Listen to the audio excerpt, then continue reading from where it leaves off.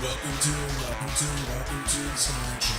Welcome to the Snide Show. Welcome to the Snide Show. Movies, clicks, boobies, dicks, reviews, sips, theories, rips, big news, tips, doobies, shits. Welcome to the Snide Show.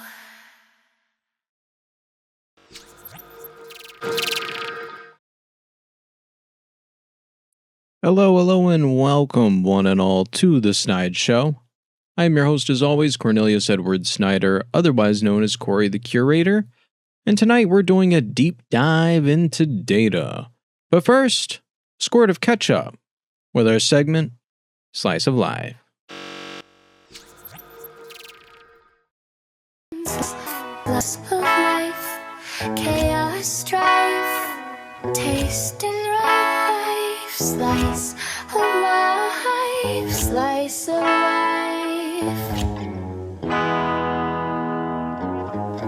I wanna know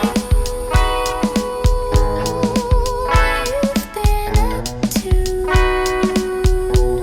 Slice of life,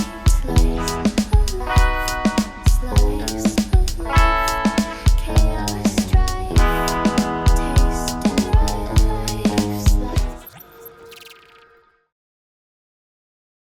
Slice of Life. Had little cousin nephew Russell's birthday in the mix this past weekend. That's the eldest son of Adam, AC, on the network, which gave the week that classic family calendar finale. People, food, catching up, mild chaos, and then immediately returning to the content mines like nothing happened. I got to get in and get out early and give my gift, K-pop Demon Hunter Huntrix melange, a coloring book, a t-shirt, a toy. Haven't watched any of it yet. I know I've heard a lot of good things. I just think it's wild that in my generation, Scooby-Doo got censored for mentioning demons or occult influences, and now there are Demon Hunter toys. Not even secretly, not even implied, just right there in your Happy Meal. A Demon Hunter merch thing at McDonald's. What a world. But I'm all for it. Also had dinner with the Narramores. Lovely as always. Got to show off my gourmand skills. We had a whole Southwest Tex-Mex kind of thing. She made some tofu fajitas. We even had corn tortillas, good corn tortillas. I brought some Spanish rice and some refried beans that allegedly fuck, which I think is good. I'm choosing to receive that as culinary praise and not harassment. After dinner, I finally watched Sinners, which means I can now give the review instead of continuing to be culturally behind like a man discovering electricity through a Facebook post. If you have not watched Sinners yet and do not want anything spoiled, skip ahead a couple minutes. I have nothing bad to say at all. It had my favorite depiction of vampires since Anne Rice's newest joint. I love classic vampires, wooden stake, silver. I know that's more a werewolf thing, but it's a vampire thing too. Look it up. The blood transfer of memories, the daylight stuff, of course, garlic. I mean, they really went for it. It was the classical vampire. I loved it. But then they threw other cultures in there too, but not in a way that betrayed anything. Oh man. I just know one thing. My vampires do not sparkle. In the colors, the writing, of course, the acting, everything was just incredible, wonderful cinema. And on the note of cinema, I hope things continue in this direction of original properties. Speaking as a recovered Disney adult, we need more original studio films, more serious genre swings, and more of these newer indie phenoms breaking through. Backrooms and Obsession, I know, are a couple that are now on my list. Tomorrow is Andi's vet appointment. That's my puppy dog, my old puppy dog. It's the kind of errand that turns into a whole day soft hostage situation. It's a big drive up there, the waiting, the checking, the paying, the worrying. I always like to get a hike in there with her when we do that kind of thing. And then pretending the rest of the schedule still exists after that. It's insane. So that's the slice of life. Family birthday, dinner with friends, sinners, beans that allegedly fuck, demon hunter toys for children. And now back to the regional news machine, studying Christiansburg as it's studying emergency services and building houses and courting infrastructure pressures. And somehow Pearisburg has a fake bank sting scam in there. But first, a word from our sponsors. This episode is brought to you in part by Savvy Sisterly Sales. Discover handmade gifts, art, and decor crafted with love by Savvy Sisterly Sales. From thoughtful keepsakes to charming handmade pieces, Savvy Sisterly Sales offers unique creations made to brighten homes, celebrate special moments, and support meaningful local shopping. Scan the QR code to browse their latest items, follow along on this journey, and find something special for you and yours along the way.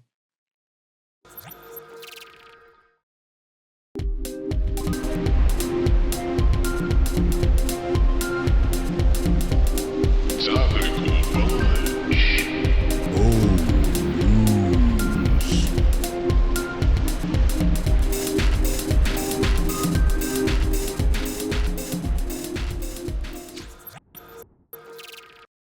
First up, we've got Christiansburg Fire and EMS study. Town Council has a local government double feature on the calendar. A 5 p.m. quorum meeting with consultants to discuss a recent fire and EMS study, followed by the regular 7 p.m. Town Council meeting the same evening. This is one of those local stories that sounds boring until someone needs an ambulance, at which point it becomes the only story in the world. Emergency services are one of those civic systems people usually do not think about until the exact second they need them, at which point response time, staffing, coverage, equipment, and budget stop being boring buzzwords and become the difference between public service and public panic. The paperwork of life or death. The broader angle is growth pressure. Christiansburg, like a lot of towns in the New River Valley and abroad, has to plan for development, population shifts, traffic, aging infrastructure, and the very unglamorous math of how many trained people and vehicles it takes to keep a town safe. The actual 370-plus page emission CIT fire and EMS study is not publicly posted yet, but the public summary says Montgomery County should prepare for public and volunteer decline by adding 3 new stations, hiring a fire marshal, improving recruitment and retention, and creating a clearer county-wide funding model. Christiansburg Council was briefed June 23rd, and town staff said a public link would be added. The question is what the study recommends: more staffing, different station coverage, budget increases, equipment upgrades, response time changes, regional coordination, or some other version of the town is growing and the emergency system just has to grow with it. It just does.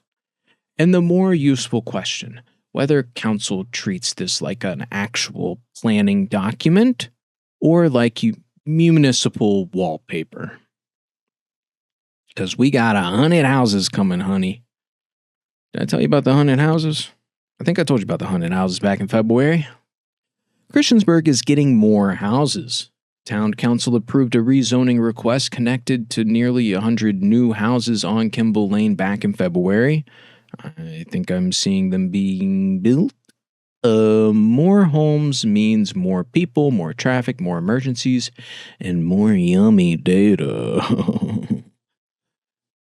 This is the current Virginian data center discourse. Virginia has landed on a temporary compromise in the data center fight. The new state budget keeps the tax exemptions in place for now, but adds an energy consumption tax on data centers. Virginia's General Assembly passed a roughly $75 billion biennial budget that keeps data center tax exemptions in place for now, but adds a new energy consumption tax on data centers. The budget now goes to Governor Abigail Spanberger, watching you girl, who has the line item veto authority. Axios reported that the temporary data center energy tax is expected to generate up to $600 million annually, while the broader tax exemption fight has been pushed into next year. $600 million annually, $75 billion. Okay. That matters locally because the data center debate is moving beyond Northern Virginia. In Botetourt County, Google plans a $3 billion data center investment expected to create at least 150 jobs by 2030. Kinda nothing. Supporters point to jobs and tax revenue. Critics point to energy demand, water concerns, and whether massive server farms are really that rural economic miracle that they've been sold to us as. I never bought it. I mean, there's so many other concerns. Noise pollution, other forms of pollution.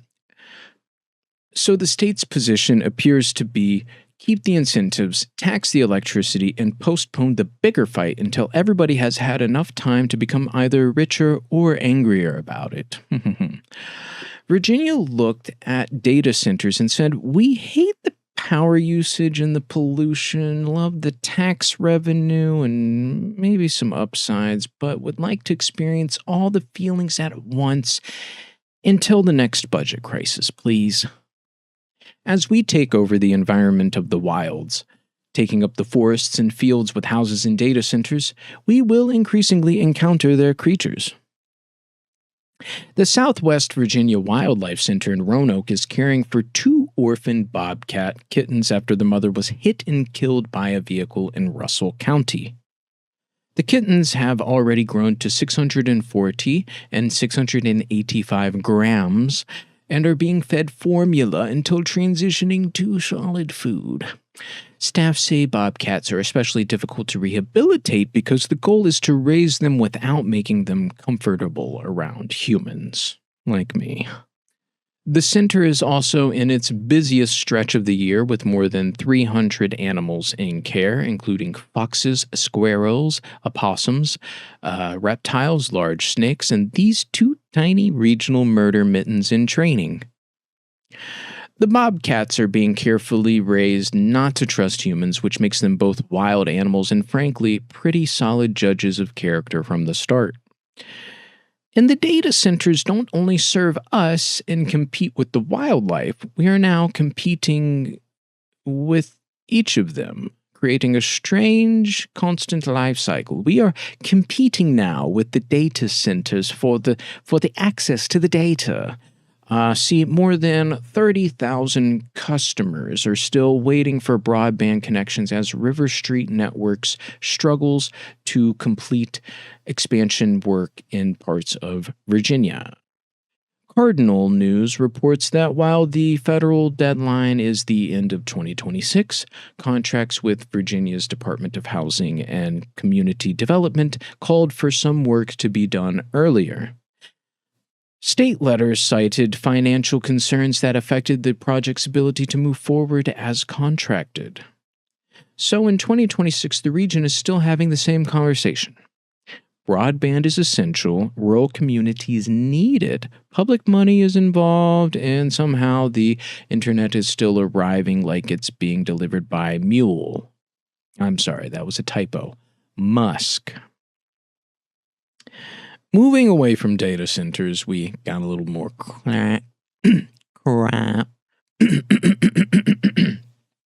Crime. Let me wet my whistle.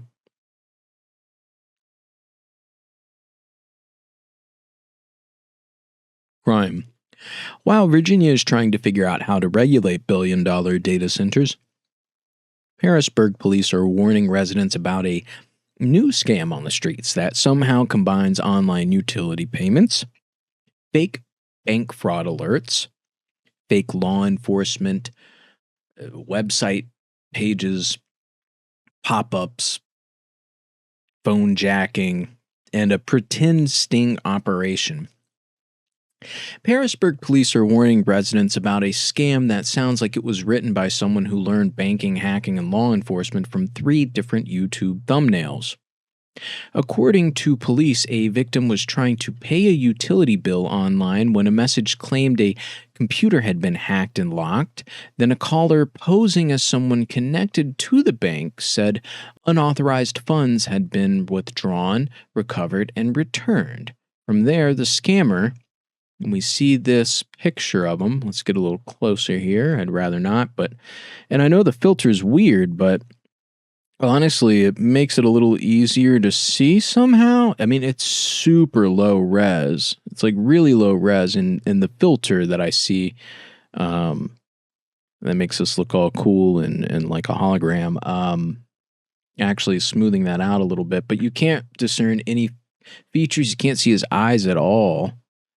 From there, the scammer claimed police and bank officials were running a sting operation and needed the victim to withdraw cash and hand it to someone as evidence. So this guy posing as a plainclothes cop with that phone there that hacked into this person trying to pay a utility bill was like somehow like, I mean, maybe he looks like that because it's like he didn't even expect to get that far into it. He's like, holy shit, this is working. Fuck, I didn't bring the cop uniform. So from there, the scammer claimed to be the police, and just hand it to them as evidence. That's insane. So so the Paris police have to tell you, they have to tell you, folks, that is not how banks work. That is not how law enforcement works, and not how evidence works. That's their statement. If the police need someone's checking account to complete a sting operation, that is not a sting operation. That is community theater with felony paperwork, I say. But speaking of dumb criminals, however, back to wildlife, let me tell you about some stolen eastern screech owls. So in Southwest Virginia, 3 eastern screech owls have become wildlife ambassadors after officials say they were illegally taken from a nest as eggs and hatched in an incubator. Because the owls were raised around humans, they became too habituated to be released safely back into the wild. Like I said, that's what those people with the bobcats were afraid of. So now, instead of living as wild owls, they're being used by the Southwest Virginia Wildlife Center to teach kids why wild animals should stay wild. It is a strange little morality play. Somebody tried to DIY an owl family, and now the owls have a full-time job in education. Try to take that job, AI. Be a stolen screech owl and teach children about wildlife. Bet you can't. Let's move on to InfoScat.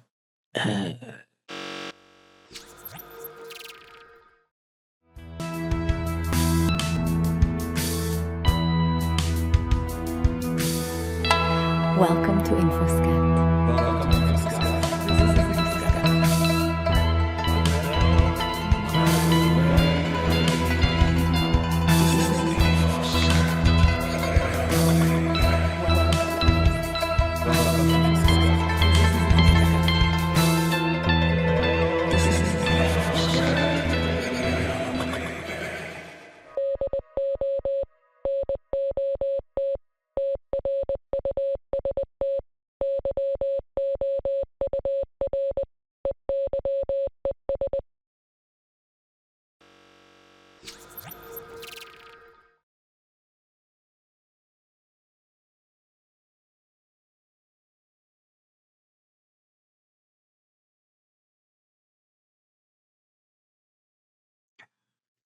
Oh, you're back. So you ready to hear? Ready to hear about this? You ready for the big enchilada? Joe, I don't know if you're ready for this, Joe. Joe. They took it from me. Tim Heidecker and them took it from me. That's enough of that. This is InfoScat, where we dig through the shit to find the kernels of truth.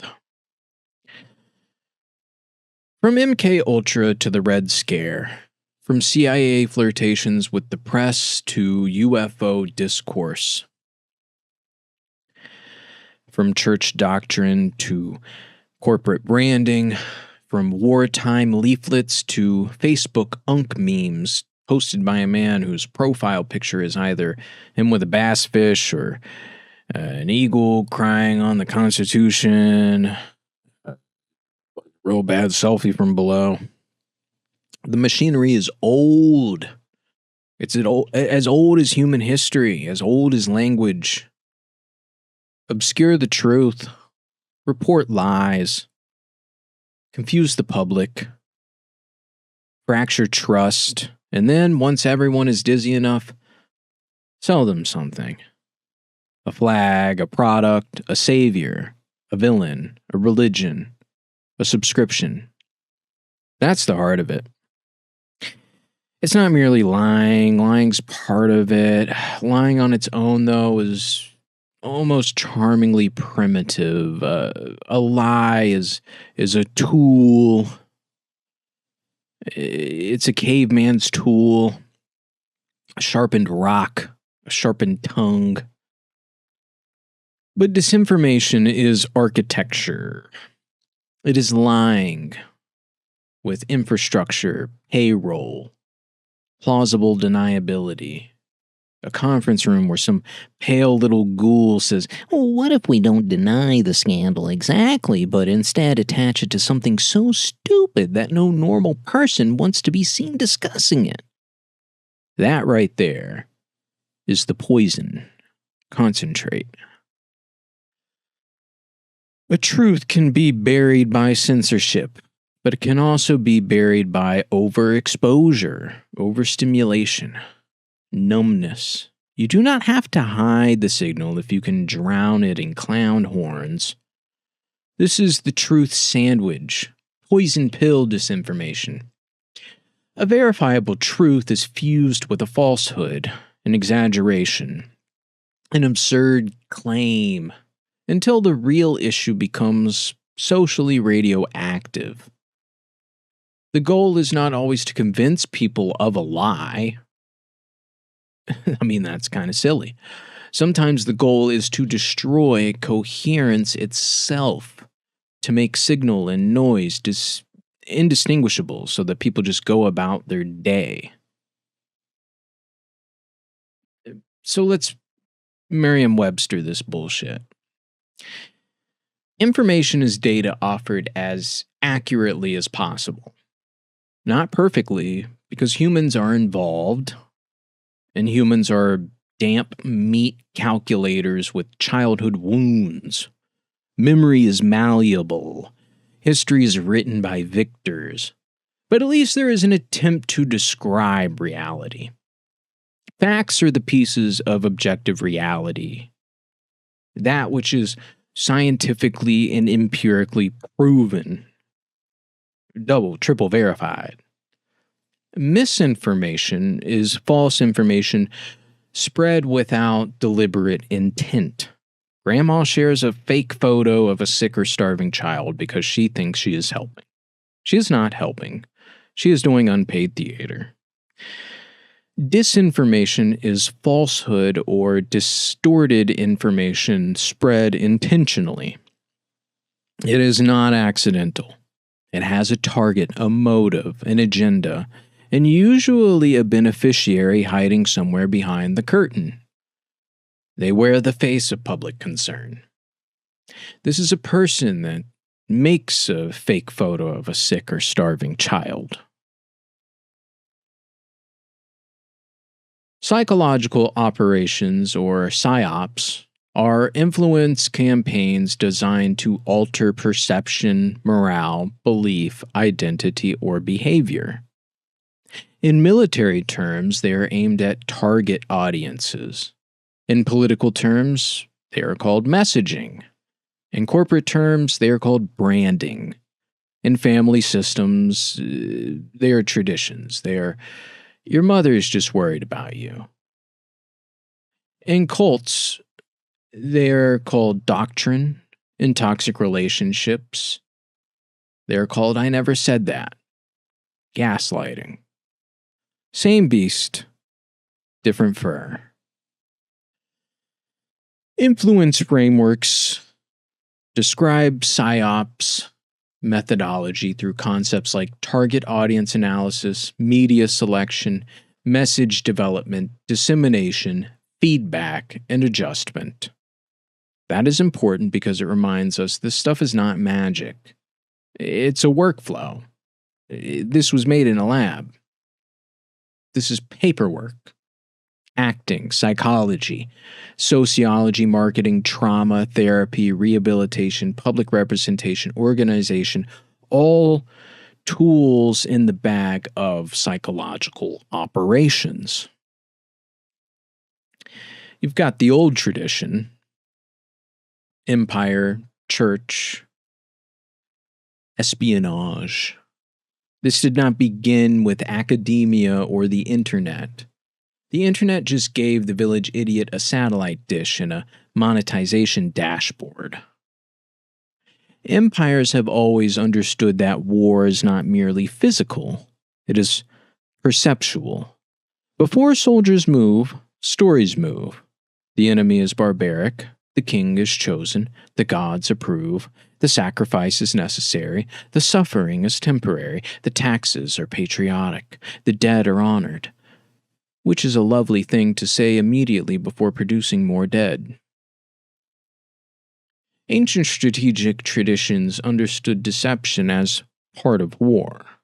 Mislead the enemy, conceal weakness, exaggerate strength, divide alliances, break morale before the battle. The battlefield is not just land, it is confidence. Then religious institutions refined the internal version.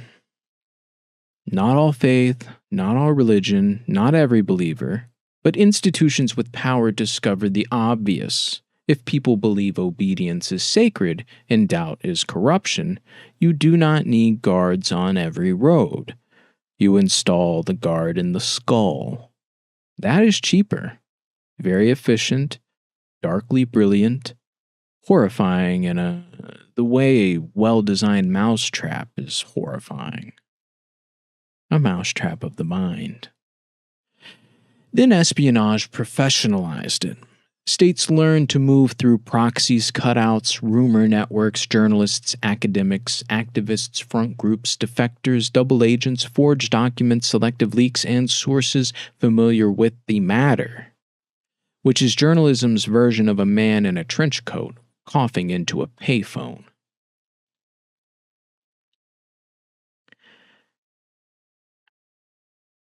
And through all of this, they discovered psychology. The psychological turn made it modern. Sigmund Freud explored the unconscious, repression, desire, fear, projection, and the irrational machinery under the polished marble lobby of the self. Then Edward Bernays, Freud's nephew, took the family ghost and sold it to capitalism. Bernays helped build modern public relations by applying psychological insight to mass persuasion. Do not just sell people a product, sell them an identity, an emotional release, a fantasy of autonomy, status, sex, rebellion, safety, belonging. They all fucking sell. Blood sells. If it bleeds, it leads. Advertising learned that people do not only buy soap, they buy purity. They do not only buy cars, they buy escape. They do not only buy cigarettes, they buy death with better lighting. And they have favorite colors of all of these things. This is where propaganda and marketing begin sharing a cigarette in the alley behind civilization. The state says, support the war. Corporations say, support the brand. Campaigns say, support the candidate. The influencer says, support my journey. The cult says, support the leader. The algorithm says, remain engaged while your frontal lobe becomes soup. Different owners, same animal. Now, all of this comes together with MKUltra and psychic driving before going back out later with Mockingbird. MKUltra sits in the American imagination because it sounds like conspiracy fiction written by a paranoid raccoon, except the broad program was real. The CIA backed research into mind control, drugs, interrogation, coercion, and behavioral manipulation. The mythology around it often outruns the documentation. But the documented core is bad enough. You do not need to add dragons to a house fire. One of the ugliest associated ideas is psychic driving, linked to psychiatrist Ewan Cameron, involving repeated messaging, sensory manipulation, drugging, and attempts to break and recondition the mind. It is the dream of total control reduced to a clinical nightmare. Destroy the person's internal structure, then install new furniture. We see bits and pieces of all of this stuff, but a large amount of the documentation of MKUltra was burned, but people have been able to fill back in the gaps by tracing back a lot of this stuff. So all of that, what I just mentioned, is the individual level logic of the Psy-Op in its most intimate and abusive form. Destabilize perception, isolate the target, overload the nervous system, repeat the desired frame, punish resistance, reward compliance, then make the target doubt their own memory. Now, the way that Cameron did it, as well as other scientists in on this, they did it hardcore. They would take a person, usually a mental patient or a prisoner, and they would just sensory deprive them until they forgot who they were, and then they would rehabilitate them. But a lot of stuff with MKUltra, they would take things to their extreme, but along the way, the people involved derived a lot of data. And that data has gone on to influence a lot of aspects of our culture. Again, like acting, even Las Vegas, with casinos and the way they're designed and sensory overload and stuff. Marketing, again, all of this data intersects in intel. That's what intelligence is all about, right? Is data. That is the catching you up to kind of the overview of this, and then again, though, the thing is breaking the mind before rebuilding it. Overstimulation, deprivation, and then rebuilding. This is the overlap with trauma. A person in a traumatized, exhausted, isolated, financially desperate, socially rejected, or emotionally paralyzed state is more vulnerable to manipulation. Not because they are stupid, because their threat system is already activated constantly. They are scanning for safety, belonging, certainty, relief. A manipulator, a cult, a predator, a political movement, or a brand can step into that wound and say, there. Pain has a name. That enemy caused it. I can fix it. Follow me. That is grooming logic. It does not always begin with commands. It begins with relief. And you could say that poor person, a homeless person, is in this state easily, sure. But the middle class, as it has been chipped away, most people are constantly in that state. They're constantly in debt, no matter how nice the car, how nice the house. Millionaires, you hear too, oh, I don't even have any liquid cash, blah, blah, blah.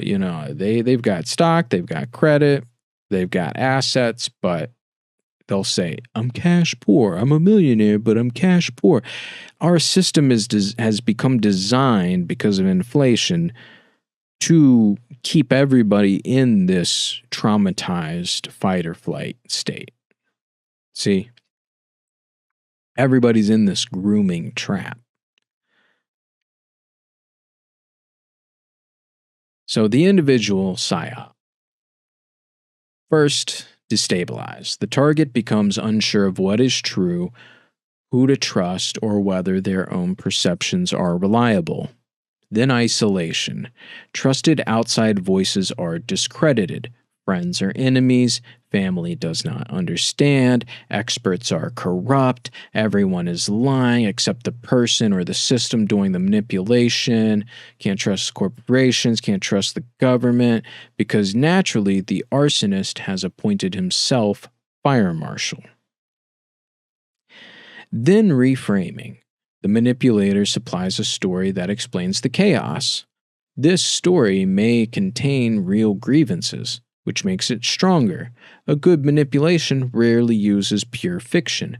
Pure fiction has no roots. The stronger move is contaminated truth, real pain, real corruption, real hypocrisy, real institutional failure, fused to a false conclusion.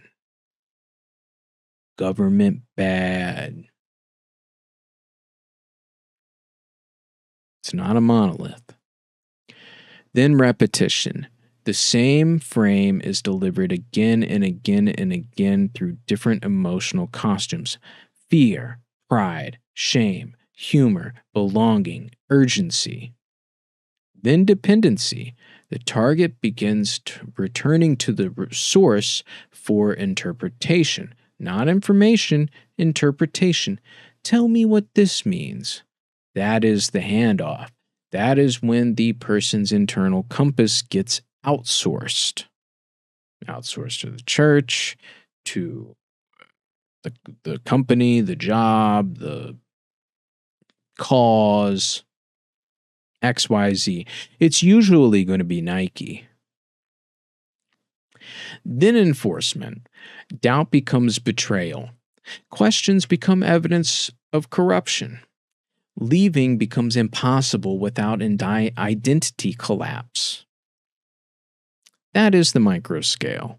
Domestic abuse can use it, cults can use it, political extremists can use it, scammers can use it, corporations can use diet versions of it with brand loyalty and lifestyle identity.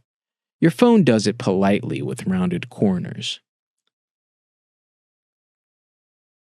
But what's more important is the massive scale. And I think that's a lot of what wound up burnt. On the mass level, it works similarly, but the target is not one person. The target is a population, a movement, a market, a class, a nation, a fandom, a demographic, a block of voters, or a platform-defined audience segment, which is a phrase that should make every free person feel like packaged ham. I mean, it's shit I've had to learn in this industry that I have a hard time with because, yeah, it feels so gross. The mass version does not require everyone to believe the same lie. That is old propaganda. Crude propaganda wants conformity. That's not it. They realize there's too big of a population for that. Modern disinformation often wants fragmentation, isolation again. It wants 20 groups believing 20 incompatible stories, all too angry and exhausted to build a shared reality. This is called noise flooding. True documents, fake documents, real whistleblowers, and performative grifters all dumped into the same swamp until the public stops trying to distinguish them. The goal is paralysis, not persuasion. That is the modern trick, not believe this, more like nothing can be known. Everyone lies, all institutions are fake, all critics are agents, all evidence is planted, all expertise are elitists. All nuance is cowardice. Pick a tribe and start swinging. Hashtag enlightened centrism. Once that happens, power does not need to win the argument. It only needs to survive the fog. And here's the chapter in history after or concurrently with MKUltra. The other one to look into is Mockingbird, Project Mockingbird, or Operation Mockingbird. And there are lots of other like sub-projects and stuff, but this is, again, more bringing this to the mass scale. This is where the CIA and media conversation enters, usually under the nickname Operation Mockingbird. The broad historical record supports that intelligence agencies cultivated relationships with journalists, media figures, publishers, and cultural institutions during the Cold War. The exact size, structure, and popular mythology of Mockingbird can get inflated, but inflation is exactly how real abuses get turned into cartoon villain wallpaper. But to me, the conservative claim is already enough. Intelligence agencies understood media as terrain. They understood that newspapers, magazines, radio, film, academia, and later television could shape public perception domestically and globally. In a Cold War frame, culture was not a decoration. Culture was weaponry with better tailoring. That is the part people miss. Propaganda is not only posters of soldiers pointing into the middle distance. It is what stories get funded, which scandals get buried, which dissidents get described as unstable, which foreign leaders become monsters, which allies remain complicated, which atrocities get passive voices. Mistakes were made. By whom? Apparently by weather patterns. Now, the UFO discourse may be one of the cleanest examples of contaminated truth. There are serious, narrow questions. Unidentified aerospace events, pilot reports, sensor anomalies, airspace security, experimental aircraft, foreign surveillance, classified platforms, contractor secrecy, military embarrassment, and defense blind spots. Then come the glitter cannons, alien gods, time travelers, underground lizard ambassadors, Atlantis, interdimensional prom kings, messages from the palace from Pleiades, and one guy named Randy who claims the moon is a soul trap but also sells magnesium drops. In ufology, verified or plausible military encounters can be mixed with extreme claims until the entire subject becomes stigmatized. The absurd material absorbs attention, allowing narrower questions about technology, airspace, sensors, and defense secrecy to be avoided. Now, you see, my thing is, and I've been getting into this research since I was like 10 years old or something, since I was able to like read those little books about aliens and shit, like I never stopped. And the thing is, I've been down to the bottom of the rabbit hole and back, and this is what I've landed on. You can take this to the bank. You can take this to whatever your betting app of choice is. I don't know when the real disclosure is going to happen, but here it is. UAP, unidentified aerial phenomenon, are illegal nuclear vehicles. Okay? That's it. That's most of what they've ever been. From the Nazi Bell to Roswell to Rendlesham to the silver ones you see now. And the thing has always been they're very dangerous. They're very illegal. They're illegal not only in the sense of their funding is illegal through the black budgets and allocated budgets, but they're illegal in the sense like they're really dangerous. And you see now a lot of states relaxing laws around portable nuclear batteries. This is part of that. And this is what the disinformation campaigns have always been about, and why the scientists around them, they don't even really know what they're working on. I mean, they're so compartmentalized, and this is something you'll hear Bob Lazar talk about, who's very famous in this. He's a famous whistleblower on this whole thing.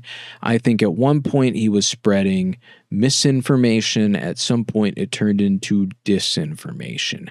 Same thing with Mary Eskridge. Same thing with a lot of these scientists, these whistleblowers.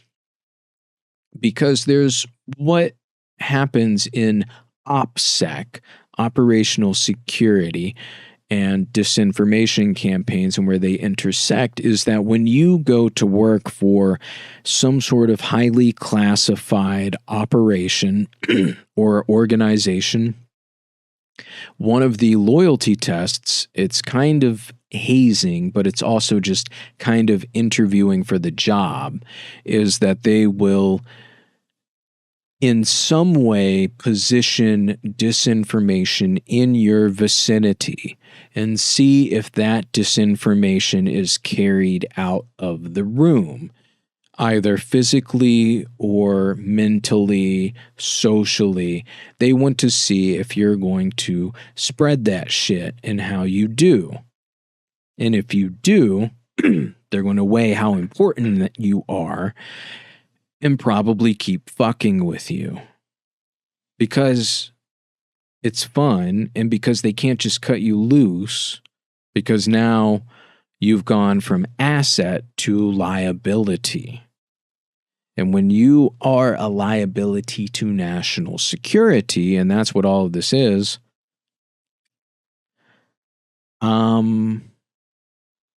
that's bad. You want to be an asset. Everybody wants to be an asset. And on that note, I love this nation. I want to see this nation succeed. I want everyone to know the truth about everything, though, especially crime. And yeah, so when you hear about like aliens and stuff like that, it's either something that's been planted intentionally or unintentionally through one of these campaigns. Okay. And again, what they'll do with these liabilities is, and you can see, look into Richard Doty and what he did to this guy, where he drove this guy crazy and he wound up, he's not with us anymore. It's crazy. Lots of stuff like that. Lots of MKUltra stuff like that. Lots of UFO stuff like that. And again, it's because I think all of this is overlapping in that OPSEC way.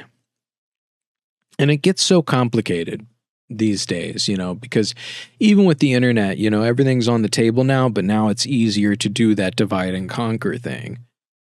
Which brings us to memes, troll farms, and corporate Psy-Ops.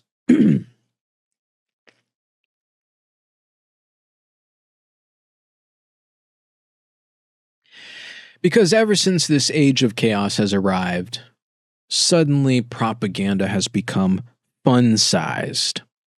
A meme is not just a joke image. It is a social transmission unit. The word predates the internet. It is a viral idea. That is all it is.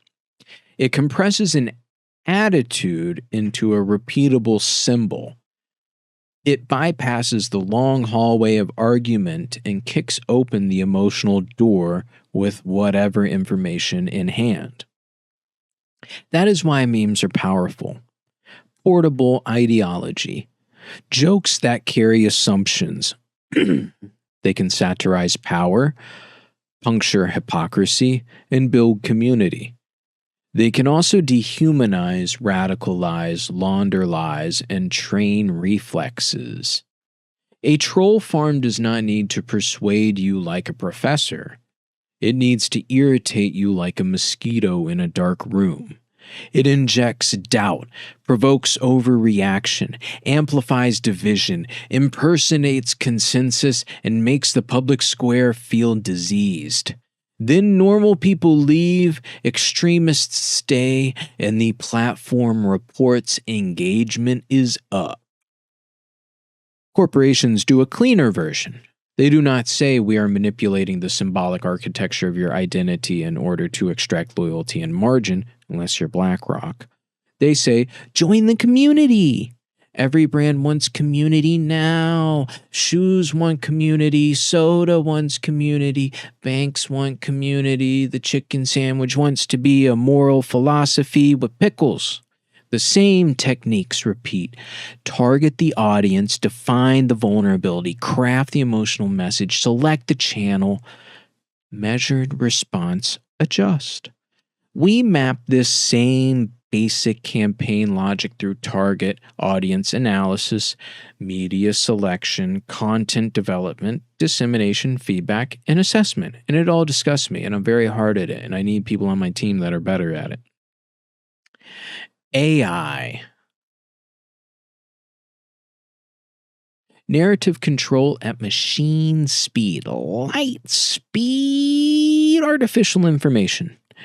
And now we have AI, which does not need to be a metal skull with red eyes, because reality, as usual, found the cheaper and more depressing version. AI can generate text, images, audio, video, comments, fake personas, synthetic consensus, plausible articles, counterfeit screenshots, personalized persuasion, automated replies, and endless variations of the same ideological infection. The old propaganda office needed new staff. The new one needs a prompt, a data set, a botnet, and a man named Bryce, who says growth hacking without being legally struck by lightning and heats up his fucking shrimp in the goddamn office microwave and everyone has to smell it. God damn it, Bryce. The danger is not simply that AI can lie, and lie so quickly. Humans already lie magnificently. We are basically fermented apes with alibis. We lie with artisanal commitment. We are boutique manufacturers of bullshit, handcrafted, locally sourced, a farmer's market of deception, absurdity, abundant. The danger is scale, speed, personalization, and deniability. The stranger problem is that AI can participate in the management of what can be comfortably researched, summarized, repeated, or socially framed. Not always because someone in a bunker pressed the big red hide the truth button, although the human mind does love the bunker, does love a big red button, preferably with a map wall and a sweating colonel who doesn't know whether or not to make that decision. More often, it is duller than that. Liability, moderation policy, source uncertainty, reputation risk, institutional caution, platform incentives, legal gray zones, safety filters, search ranking rot, a deep bureaucratic terror of saying one legally spicy noun too confidently. And then you have paid responses. So a researcher runs into a wall, not a clean wall. Clean walls are honest. This is a fog wall. Research block phenomenon is the engine underneath it. A major public interest subject becomes almost impossible to discuss cleanly because real evidence, legal caution, institutional self-protection, rumor, partisan bait, conspiracy inflation, and platform safety systems all collapse into the same poisoned soup. You could be researching pollution or exploitation, and the engine is going to trust the polluter or the exploiter's official statements as fact rather than a third-party, unbiased investigator, in the name of being unbiased. Or if it's a corporation now, it's a national security concern. This is a system where sensitive public record material can trigger content filters, false positives, sanitized phrasing, inconsistent refusals, or a kind of research halt that leaves the user with less certainty and less clarity than when they started. You may not know this, it says. This topic is complex, it says. Claims remain disputed, it says. There are allegations, it says. It says this even when some parts are not allegations, but documented facts trapped in the same contaminated swamp as speculation, partisan bait, and lunatic garnish. That is the modern InfoScat. Not merely hiding truth, but surrounding it with enough sewage that decent people stop digging. The trick is contaminated truth. Mix verifiable facts with false, exaggerated, or absurd claims until the entire subject becomes socially radioactive. And then they go back to work. The future Psy-Op does not need to delete reality. It only needs to make reality boring, risky, embarrassing, legally complicated, algorithmically suppressed, and emotionally exhausting. Which, frankly, is how most institutions prefer their truth served. Lukewarm, redacted, and with a garnish of plausible deniability. With this tool, a state actor, political machine, corporation, cult, scam network, or private influence vendor can test messages against audiences, adapt tone by demographic, flood comment sections, fabricate grassroots momentum, impersonate public outrage, and bury reality under synthetic noise. With just a few clicks. One message for veterans, another for lonely teenagers, another for suburban moms, another for disaffected men, another for activists, another for investors, another for a journalist. Each one tuned to a wound, all giving them the same impression. All meant to give them the same attitude. That is this click button nightmare that we're in. Not mind control in the cartoon sense, but environmental control. Something more like from They Live, as dumb as a movie as that is. Control the feed, control the repetition, control the apparent consensus, control which facts are paired with which emotions, control what looks popular, what looks dangerous, what looks cringe, what looks patriotic, what looks forbidden, what looks inevitable. People think censorship is the only threat to truth. It is not. Sometimes the threat is abundance. 1,000 claims, 1,000 counterclaims, 1,000 bots, 1,000 experts, 1,000 former insiders, 1,000 screenshots, 1,000 debunks 1,000 podcasts, 1,000 men in sunglasses explaining that the real truth is available, and part 2, behind a paywall. The public does not become convinced. The public becomes tired. The tired people are easier to control. The tired people are easier to rule. Now, I get it. That was a lot. But here's the interesting part.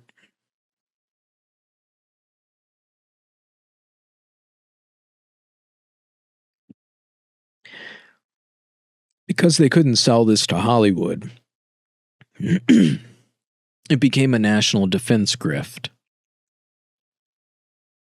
which makes it easier to become a disinfo thing. It went from managing the story to becoming the reason the story is allowed to continue to happen. Once a chatbot, data center, model, server farm, gas turbine, or corporate software stack gets labeled a national security asset, normal citizen law starts looking optional. Environmental review becomes delay. Local zoning becomes obstruction.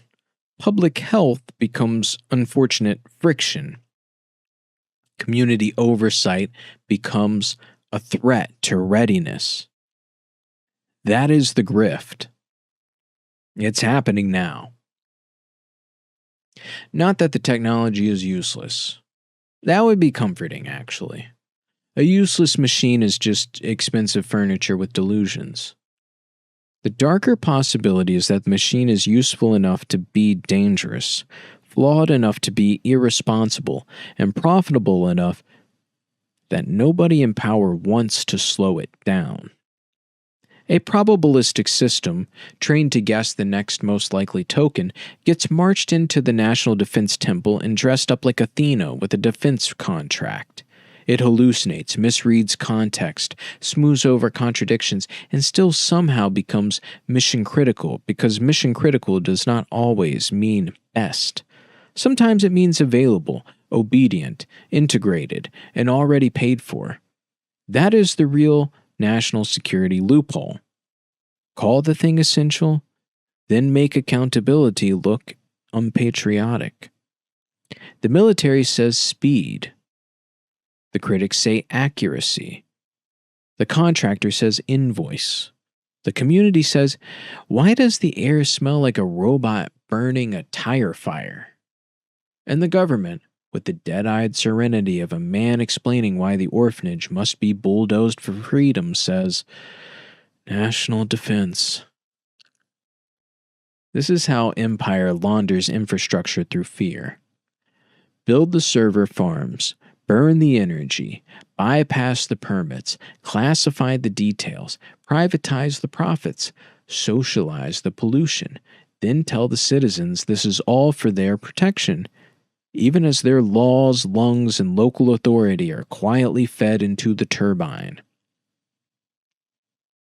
This future is not wearing a chrome skeleton.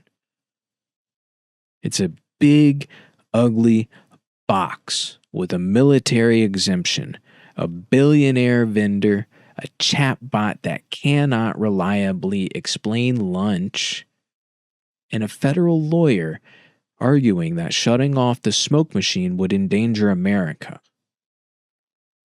And this box is calling the shots. The key factual premise is that AI infrastructure is being pooled under the language of national defense. The Department of Defense, or War, has integrated Grok, or a government-facing version of Grok, into classified military systems, including GenAI.mil and Maven-related decision support environments, because apparently the natural endpoint of the chatbot era was giving the autocomplete goblin a badge, a bunker, and a defense appropriation, and saying, fire at, and then finish the sentence. The stated purpose is intelligence processing, operational synthesis, logistics support, and faster command decision making. This becomes the basis for treating the model and its supporting infrastructure as a national security asset. The military argument is based on speed. Modern warfare produces more sensor data, surveillance footage, intercepted communications, satellite materials, cyber logs, and battlefield signals than human analysts can process manually. In that context, the AI is not presented as an autonomous commander, but as a high-speed sorting, summarizing, and retrieval layer. Not General Terminator, more like a caffeinated filing cabinet with classified clearance and a mild hallucination disorder. It can search across massive data sets, flag anomalies, generate tactical summaries, and reduce the time required for a human operator to review the information.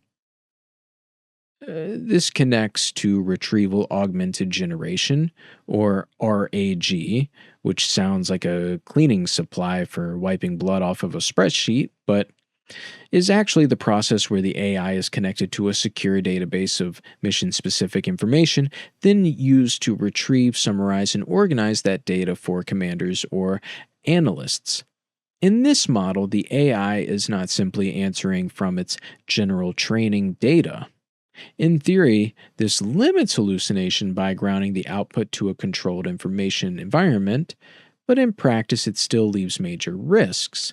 Bad source data, incomplete context, automation bias, faulty summaries, hallucinated connections, and human operators over-trusting machine output under time pressure.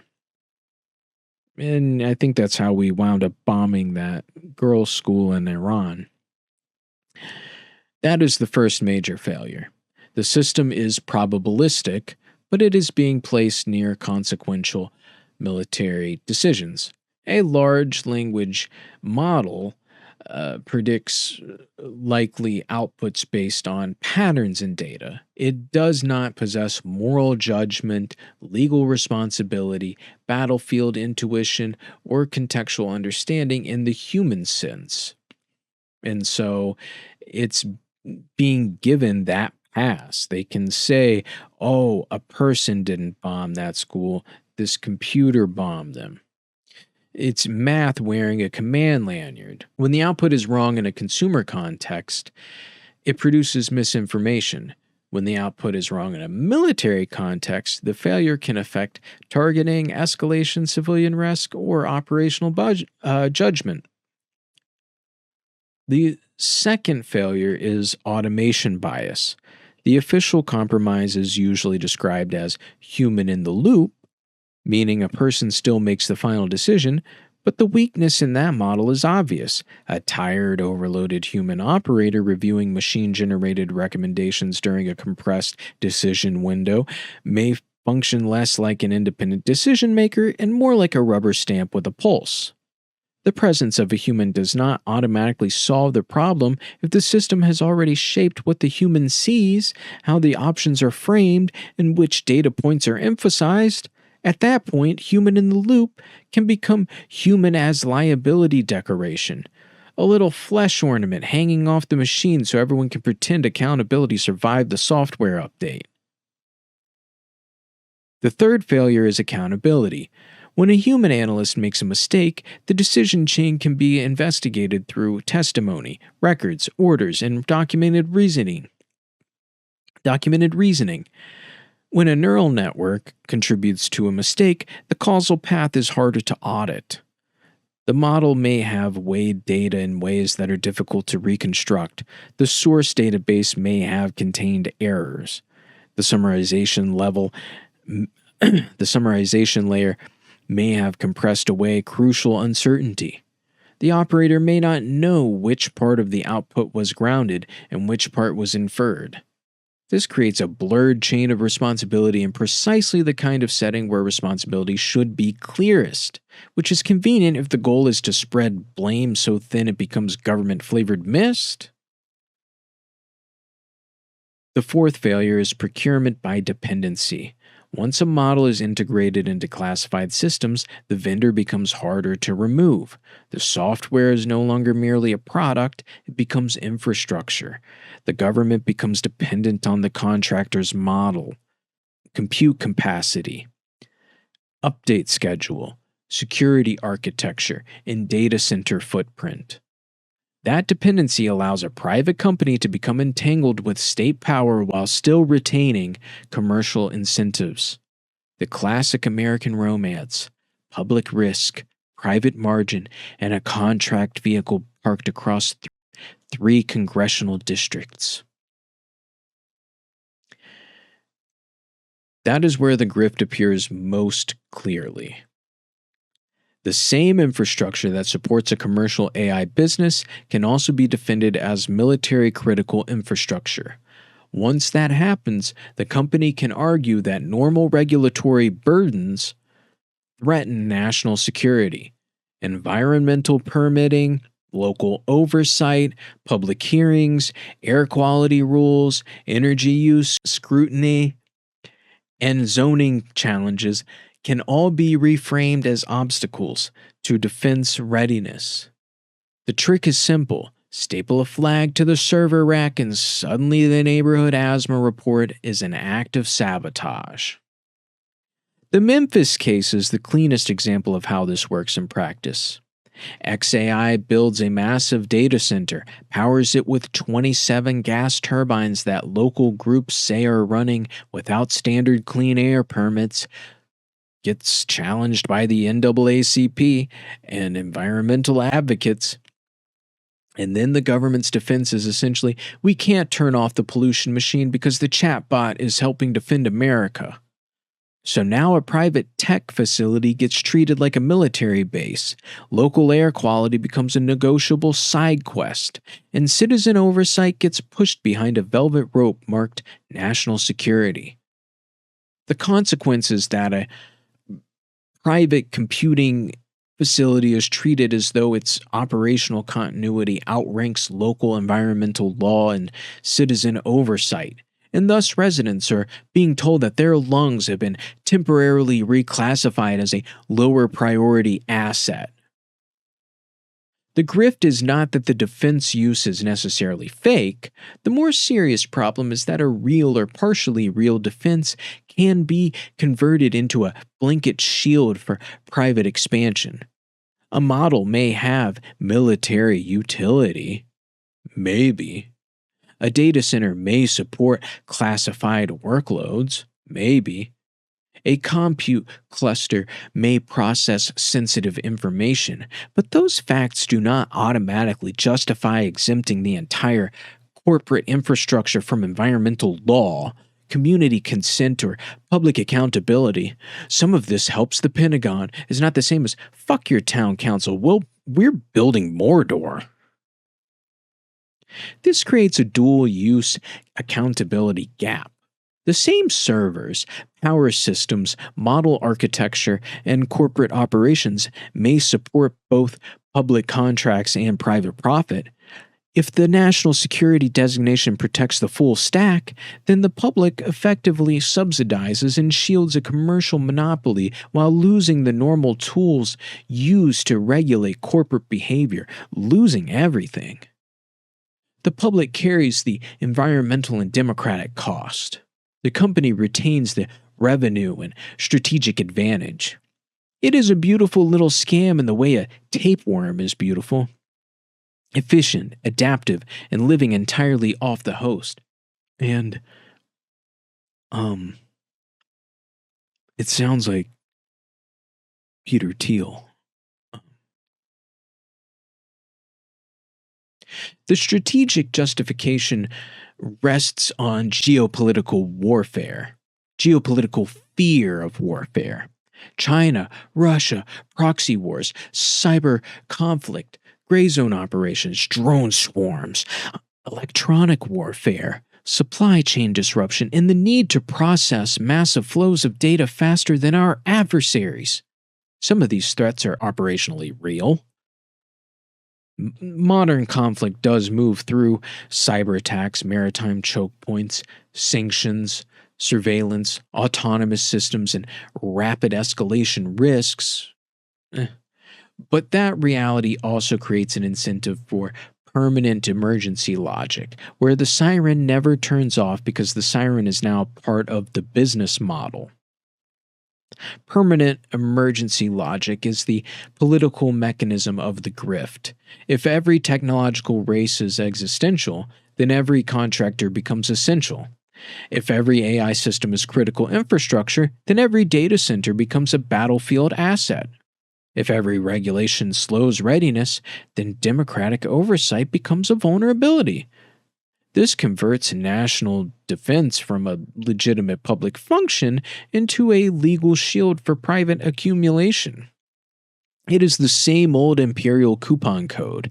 Enter national security at checkout to remove taxes, permits, oversights, and shame.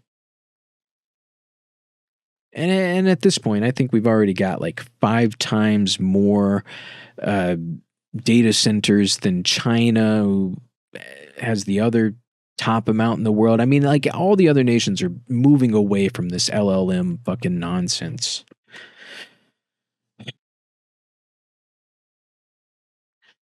The segment's central argument should be direct.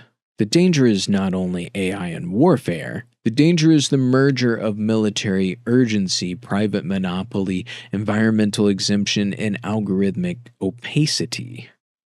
Each element reinforces the others. The military wants speed. The contractor wants scale. The government wants strategic dominance. The community wants clean air and legal rights. Under the national security frame, the community is the easiest party to overrule because communities do not have lobbyists with defense sector haircuts and PowerPoints titled Freedom Cloud.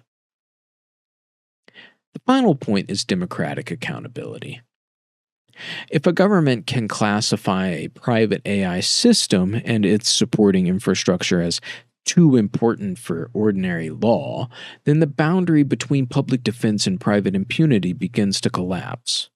Courts, legislatures, inspectors general, local governments, environmental agencies, and civil rights organizations become the remaining checks. Without those checks, national security becomes a portable exemption, capable of being attached to any sufficiently powerful technology company. Until the whole country is just a permissions error owned by contractors. And where the fuck is Congress?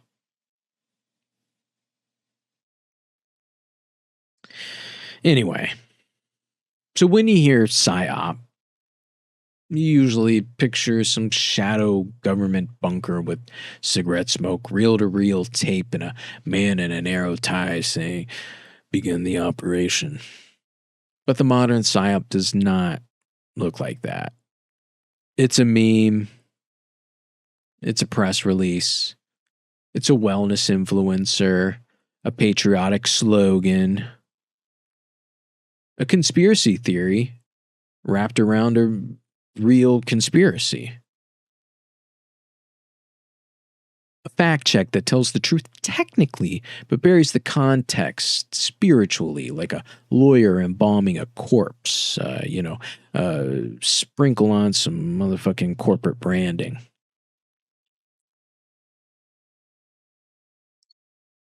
Sometimes it looks like a chatbot politely explaining why a suspicious quote is unverified, which is responsible, technically correct, and also to the paranoid mind exactly what the machine would say if the machine were in on it.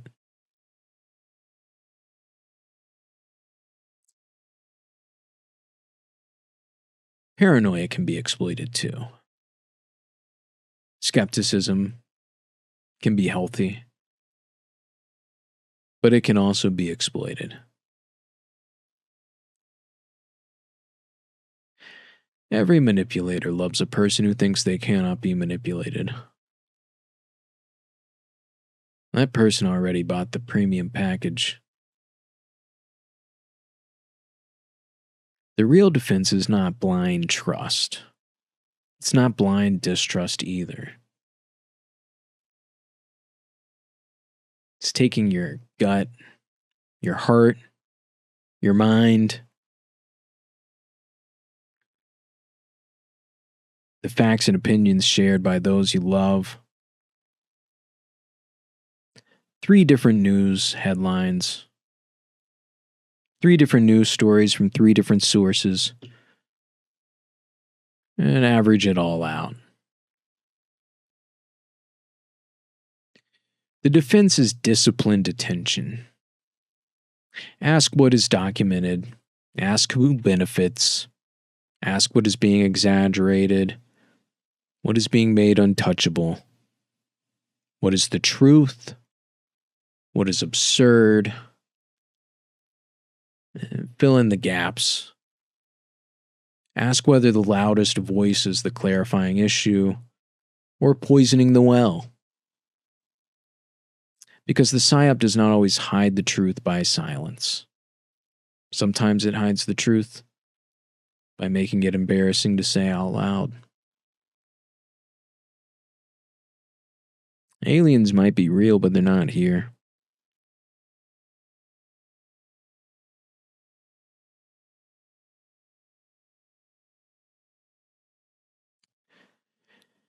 Most importantly, stay snide.